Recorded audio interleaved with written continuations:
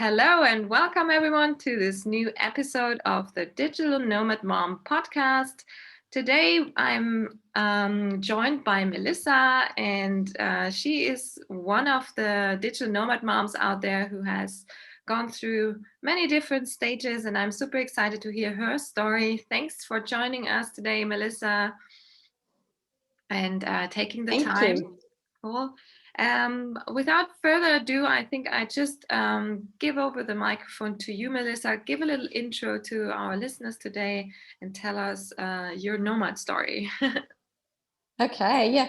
So my name's Melissa. I'm a Worldschooling mum. We've got 3 kids. Our children are 4, 12 and 13. I was going to say 11. 11 just had her birthday.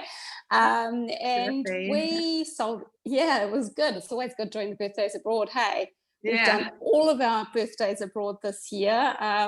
We actually sold everything to travel the world in February 2020. So we only got about 1 and a bit months in. We were only on our second stop. We landed here in Vietnam early March and we got stuck. We planned to be here 1 month and we've been here now 10 and a half months. Yeah, wow. Yeah, so it's been pretty cool. And I guess, yeah, we set out, we were only going to travel for 1 to 2 years, but it's pretty much like looking like we'd probably be on the road for more like 5 years. Because we want to do a lot of countries and we've fallen in love with the slow travel. Yeah, it's been great. Okay, cool.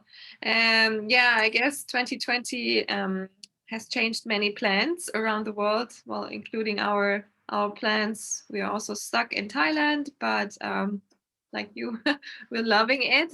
And do you have, speaking of travel plans, do you have already your next countries picked out, or you just leave it open? We're kind of just winging it, probably a bit like yourselves. Like originally, our initial plan had us going overland into Cambodia, and then we were going to fly to Malaysia and then do like Legoland and then go to Singapore and fly across. We had a flight booked to Istanbul. We were going to spend a month in Turkey.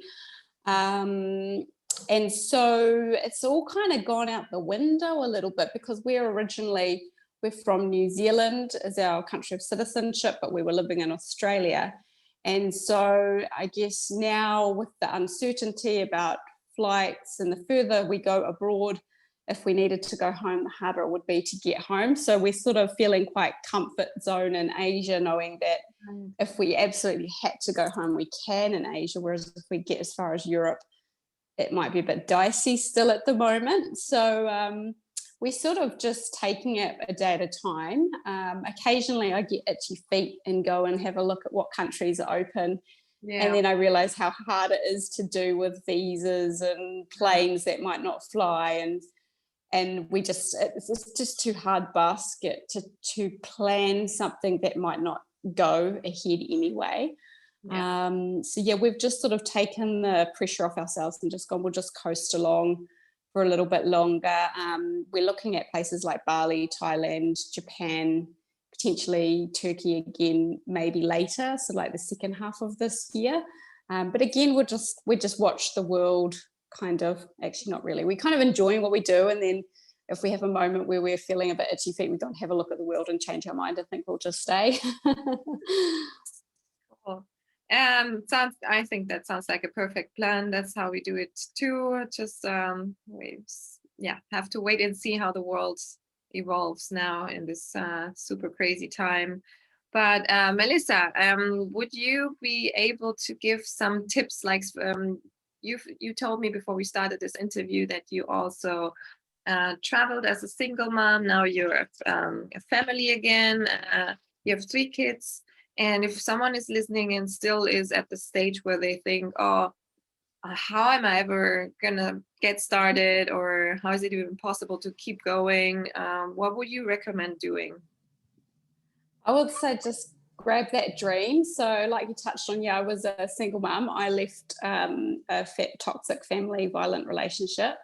And my kids back then, gosh, they were like, one was not even 2, the other baby was 3 months old. So back then my travel was like road trips around New Zealand, around the North Island, and going and staying with friends and family wherever I could. And that led me eventually to move to Bay of Islands, which was a beautiful backpacker town, and I met heaps of backpackers. And that really is where it was 2010. I wrote down it was my dream to travel the world with my kids by 2020. And then it was born. And I mean, I had no idea how it would happen or what time it would take or what I would have to do, but I was so set on it. And so I mean, I got quite comfortable in like 2011 and 12 and had jobs. And then my now husband and I, we went to Europe and traveled for 5 weeks without the kids. And then I thought, well, how can we make this a reality? And so we came home, we got married in 2014, 2015. I said, shall we move to Spain? And my husband went, oh yeah, I thought it was going to be like, no. But then it still took, another 5 years before we actually kind of made it out the door. So it was, it's something that I think if you have the dream, keep thinking about it, look at it all the time, I think you kind of meet the right people. And then when you make the decision to go, it will eventually happen. Sometimes it can be, there's this spanner in the works like COVID. Obviously, I know families who had planned to come away this year and they had to kind of reevaluate that because it wasn't right timing for them. And then I guess when you come abroad, there's always opportunities. And I think like for my husband, the biggest thing was like, what if we run out of money? We end up broke and homeless and da, da, da, da. But that's actually probably the least likely reality, because when you travel, you meet the right people. There's always a job somewhere for you.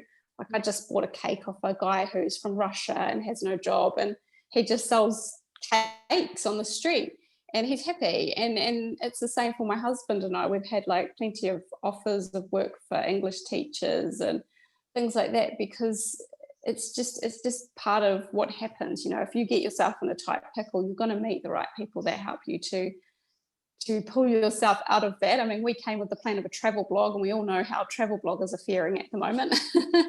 So, I mean, we had to just, like you, probably had to pivot a little bit, and you have to change what you're doing, because you can't just set yourself up and say, that's the only thing I can do. And you have to just think outside the box and create new things and start new things. And that's just what we're in the process of doing now. We're like trying to create like money mindset courses and travel mindset courses and little mini things they're not like $1 billion kind of things, but they're just something that you just do it because you're on the road and you go like, how can I do that? I want to do that, so I'm going to try and create this and this, and somehow it will come. So, and that's part of it, isn't it? It's just you just Absolutely. make magic with what you have. Absolutely, I love this, and I think it applies to every area of your life or stage in your life. It's all about your mindset. It always comes down to this. And if you are open towards new ideas, new things that come your way, and they will come, then essentially it's like this. If you're at home and sit in one spot, nothing really can change because you're always in the same spot. But if you go out and open yourself to the world and expose yourself to others and immerse yourself into the world, then things come your way as well. So that's the beauty of traveling. Now we're all stuck, but still you if you choose to go to another, even if it's just another place within the range of possibilities, that could already be, some small change could already mean a big step and consequences, like you just said. Then someone else offers you something that you had not even thought about. And That's it. yeah.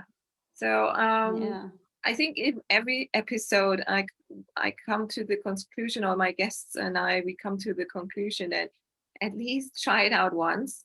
And I love repeating that sentence. And just another question to wrap up this episode.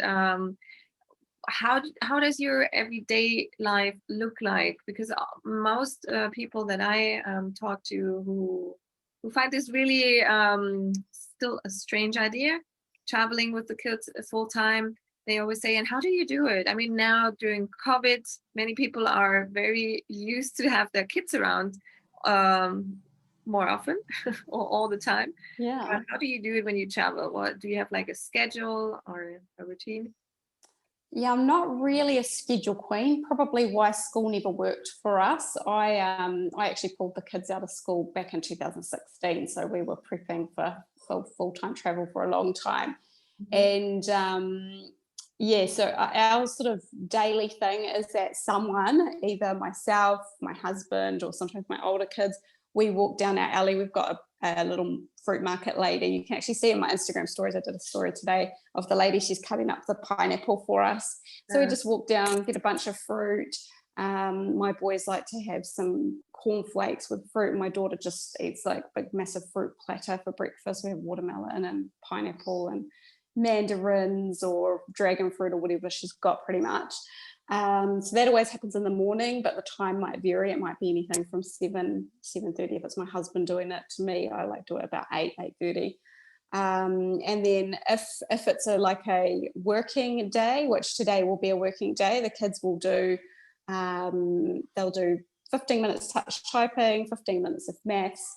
They get to read a book for however long they want. So they've got Kindles and they've got Kindle Unlimited, so they just read whatever books they want. I'm good with that. And they also, because my daughter's an artist, so she usually does quite a fair bit of art during the day. And my son likes to create music with GarageBand, so he usually makes like a track or something like that.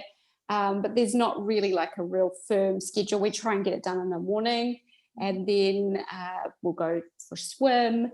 I usually smash out heaps of work in the morning. I like to get my work done in the morning and then feel pretty right. free. And then we sort of lunch whenever everyone's hungry. We either go down and get like the little bun me's, or the kids make noodles or whatever. And then if it's and then in the afternoon we'll either go down to the beach and then have dinner, or have dinner and then go to the beach, whatever. And then if it's like a fun day, then we just skip the morning routine. We'll just have breakfast or whatever, have breakfast on the road and jump on motorbikes, which we did the other day. We jumped on motorbikes a couple of days ago and explored the island. My daughter loves going on the back of the motorbike, and usually it'll be like a beach day, or we were supposed to go to the water park on Saturday, and that kind of failed miserably because the cable cars decided to stop for an hour in the middle of the morning. And yeah, we just go whatever we want to do. If it's a travel day, usually everything goes out the window. We Yeah. just pack the night before, and whatever we have to travel to, that's sort of it for the day. But it's not I guess like yourself, we just kind of go with the flow. You kind of get into a flow, you know what needs to be done. If you're dealing with clients and work and things like that, you have to have a calendar for that side of stuff. Otherwise, it doesn't. If it doesn't make it in my calendar, it doesn't happen. And that's it. So, but I mean, I don't do too time intensive work. So probably my work I try and get done in 3 hours a day, maybe 4 if I'm really having a big one. And then if there's stuff that I want to do, like last night I was working on my course and stuff, so I stayed up just a bit later at night to get it done, and away we go. And it's fun. I love it. I wouldn't change it for the world. Yeah, sounds very fun, and it sounds like yeah, you have found your rhythm and your flow, and that's, I think, the beauty of this lifestyle. So each family can design it the way that they feel like and the way that it fits their needs. And yeah, it sounds pretty much similar to our schedule or day or whatever you want to call it, because yeah, Yeah. not so much a schedule.